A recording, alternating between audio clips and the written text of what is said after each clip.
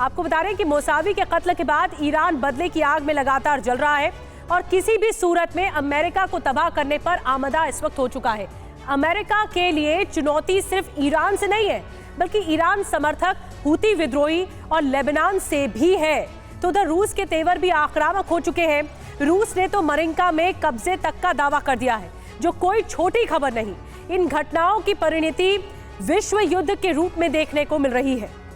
और इस वक्त की एक और बड़ी खबर आपको बता दें, हिजबुल्लाह का इजराइल पर बड़ा अटैक हुआ है।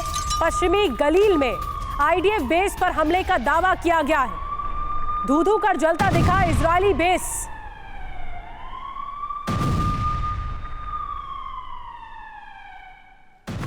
एक और बड़ी खबर आपको बता दें, इस बीच हिजबुल्लाह का एंटी आर्मर मिसाइल से हमला, इजरायली सेना को टारगेट करते हुए अटैक किया गया।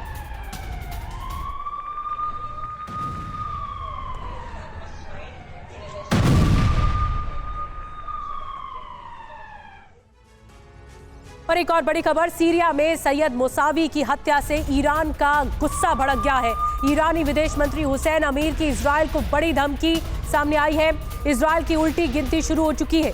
ईरानी विदेश मंत्री का कहना है, सही वक्त जगह पर जवाब दिया जाएगा।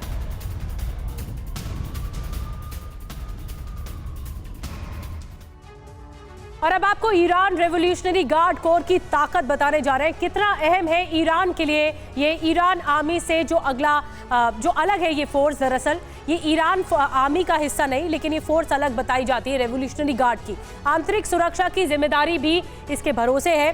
प्रॉक्सी ग्रुप्स को संभालने का जिम्मा भी इन्हीं के जिम्मे में आता है। ईरान के दुश्मनों पर मिडिल ईस्ट में हमले रेवोल्यूशनरी गार्ड्स ने किए हैं। ग्राउंड में नेवी और एयर तीनों यूनिट्स इसकी है, जो कि बताई जाती है एक्टिव है। IRGC कुद्स फोर्स पूरे मिडिल ईस्ट में इस वक्त सक्रिय नजर आ रही है।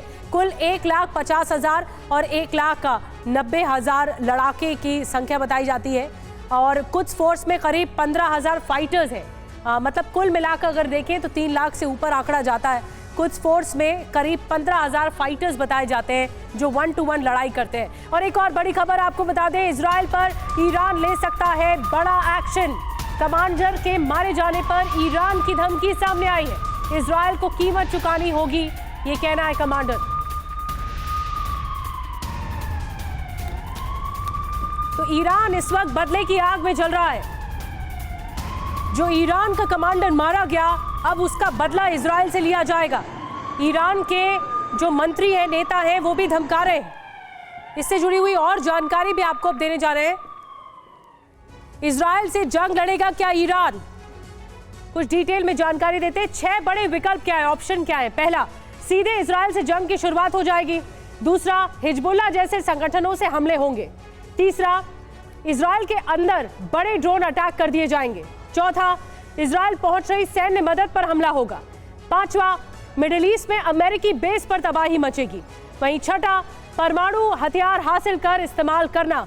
ये एक तरह से मकसद भी और विकल्प के तौर पर भी देखा जा रहा है। और ईरान और इजराइल के बीच में सीधी लड़ाई हो सकती है। एक बड़ी खबर और, इजराइल से बदले के लिए ईरान में आवाज उठ रही है।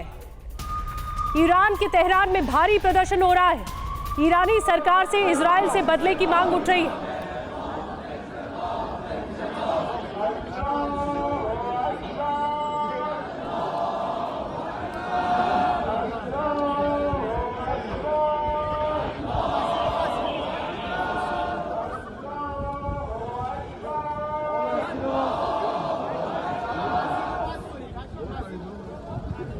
तो देखिए लोग किस तरह सड़कों पर उतर आए हैं और 4 मोर्चों पर इस वक्त बवंडर मचा हुआ है। एक तरफ जनता भी है जो सीधे तौर पर प्रदर्शन कर रही है।